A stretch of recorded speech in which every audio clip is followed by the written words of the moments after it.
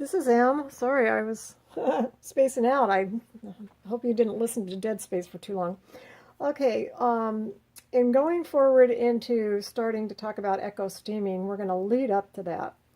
And there's a few things that I want to talk about first. So this would be like the prelude to echo steaming. There's a lot of videos on the internet about echo printing or boiling flowers and things like that, which I've done. And the Oh, I thought it, hold on just a minute. I thought I brought some stuff down. Okay, yes I did. I started out, the first batch I did, because I was trying to do it the way I'd been seeing a lot of YouTube videos, was in a pot boiling them.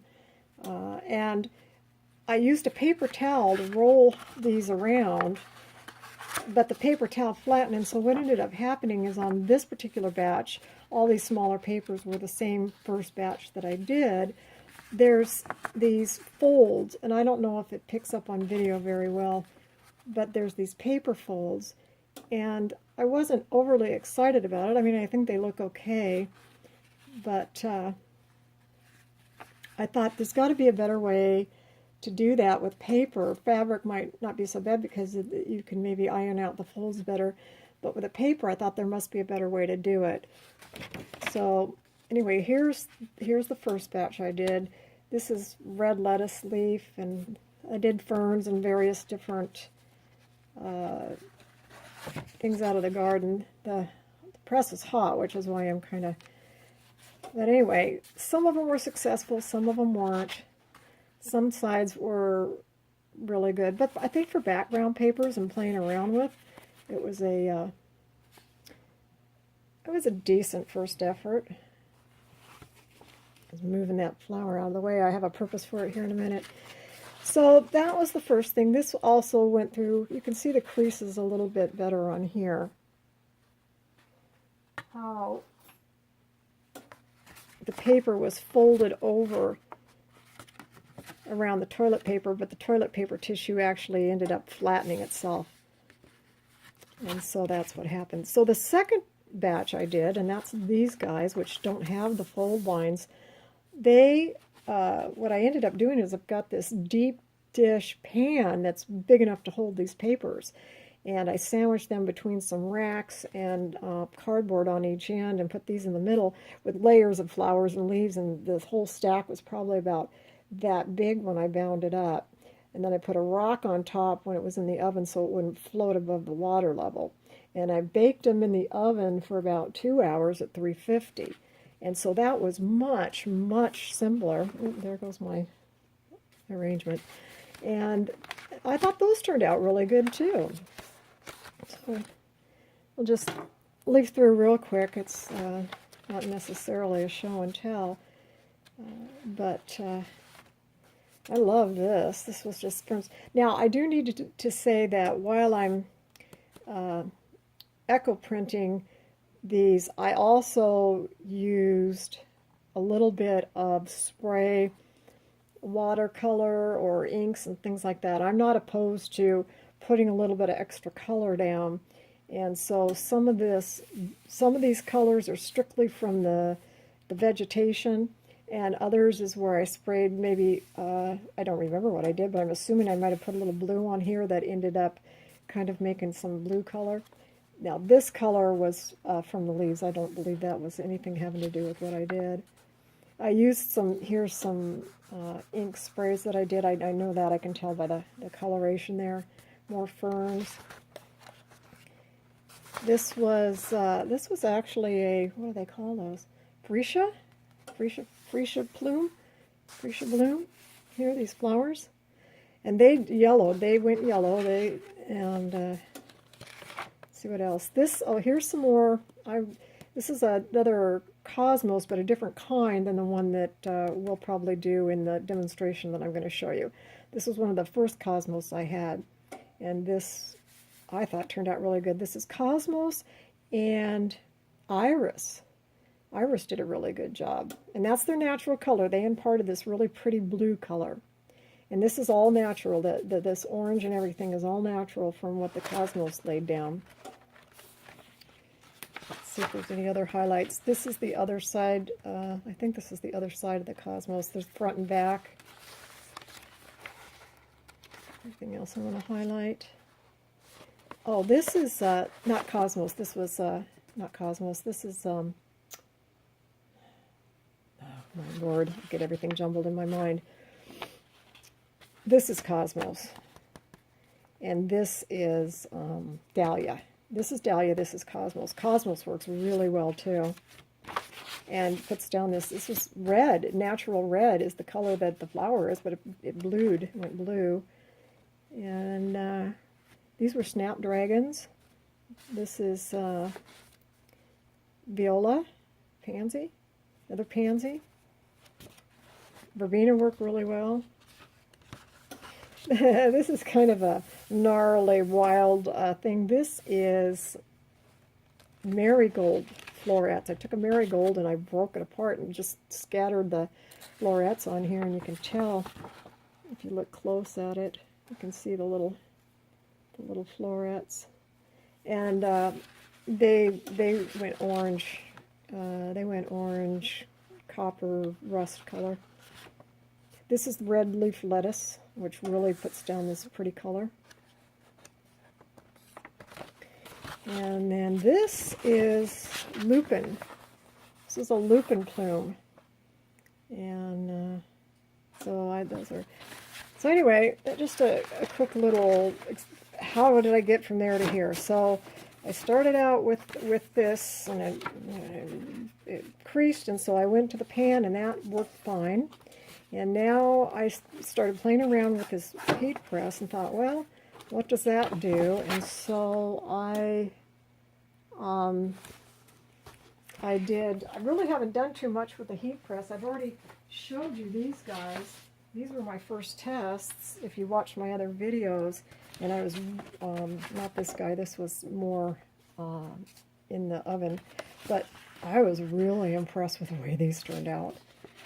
But like I say, these are my first experiments, so we'll do some more experiments, and I'll video them so you can see how they turn out, and we can see if we can get other things to turn out really nice.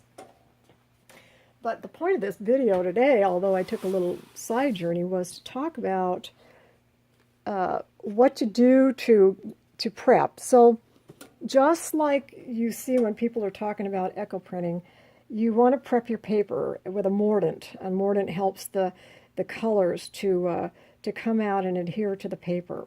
And there's different mordants out there, and the one that I use is alum. I bought powdered alum, and I use about a tablespoon of alum to a big cup of water. And for the echo prints that I did in the oven and in the kettle, I dipped the paper in a pan of water, and it got the whole paper saturated, and then let it drip out, and then set it all over.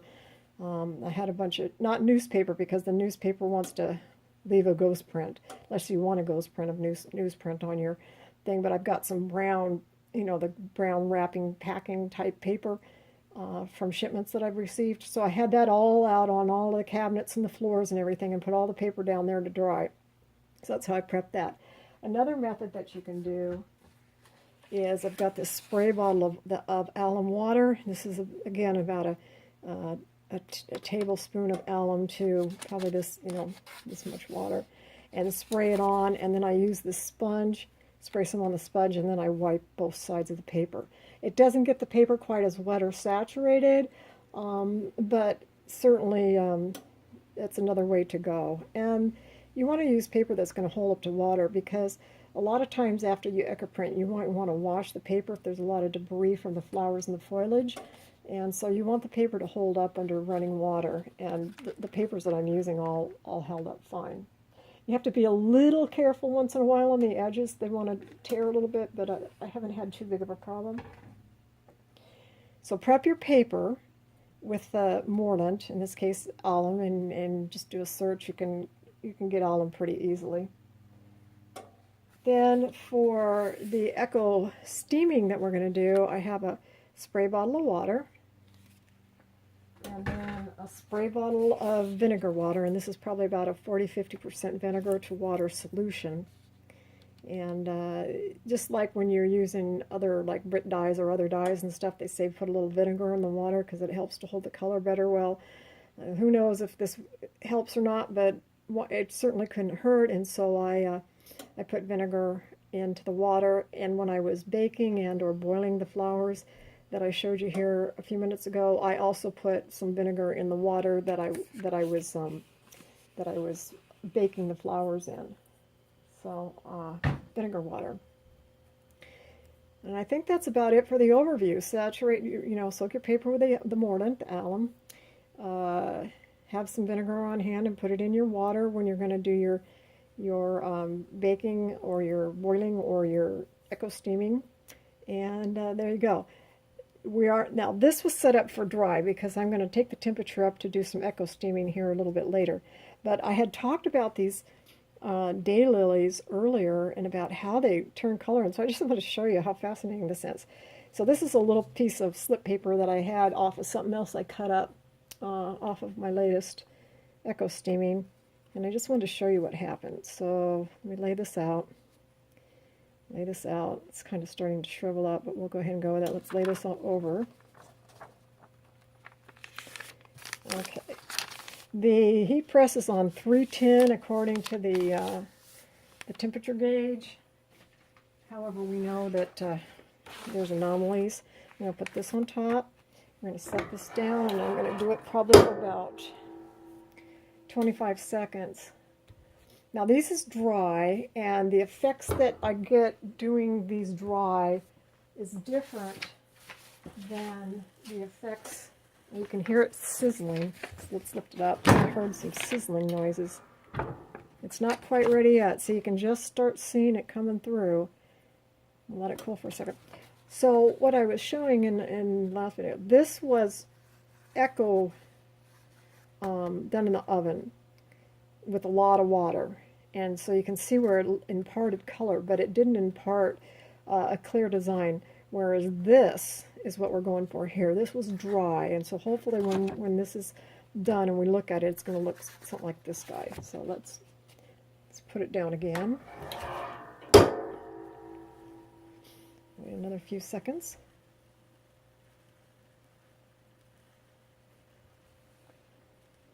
Let's take a look at it.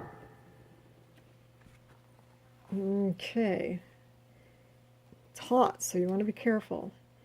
And also, there reaches a point where,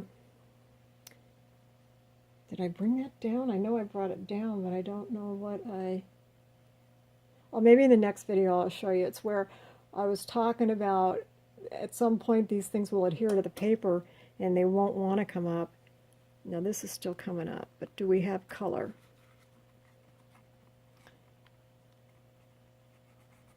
See our color, we're going for color down there, and it doesn't look like it yet. Let's see if we can turn this over without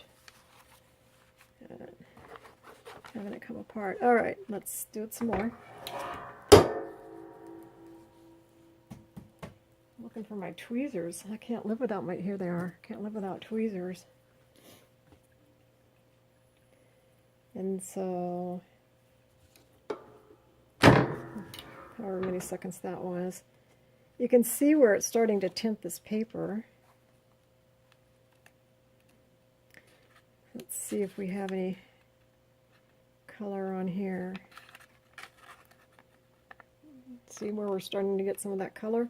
Now, I just happen to know from doing this that the back side of the lily does not go blue, but the front side does. So once you know what parts do what for coloring, you can make your arrangement accordingly. And what I mean by that is, this is the inside or the orangish side of the lily, and this is the back side. So you can see that the back side didn't impart color, but this side does.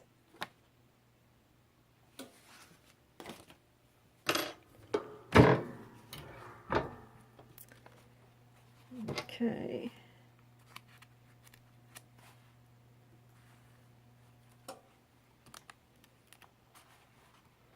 Hot, hot, hot, hot, hot.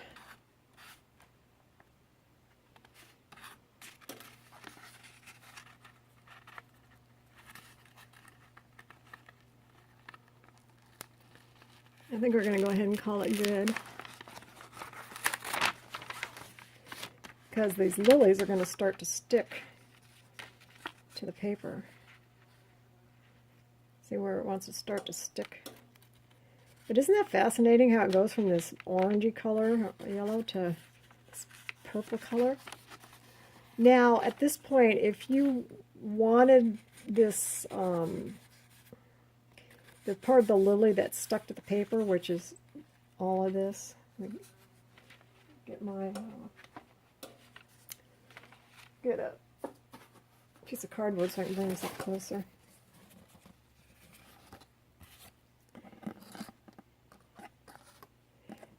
Okay, so if you wanted to get these lily parts off, you could probably take it and put it in water and then rub. And of course you want to rub gently so that you don't rub your color and tear the paper up.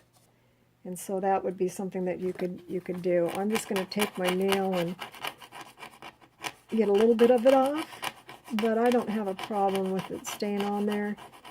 I think it adds to the character of it. There's another thing you can do. With enough patience, you could probably just scrape some of it off. See, that came off, more or less.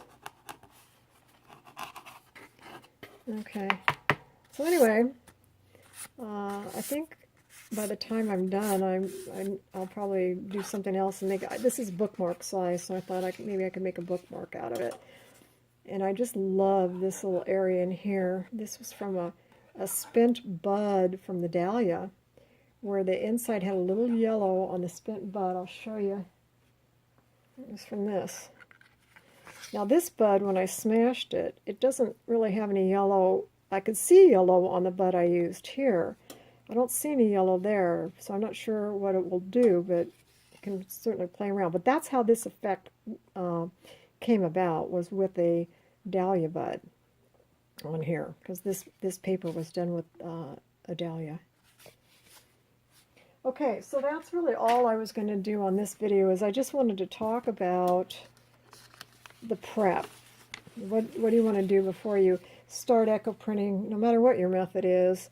And so we've gone over that. We've played a little bit with this, and now hopefully the next video that I do I'll actually show you steaming and making a big mess.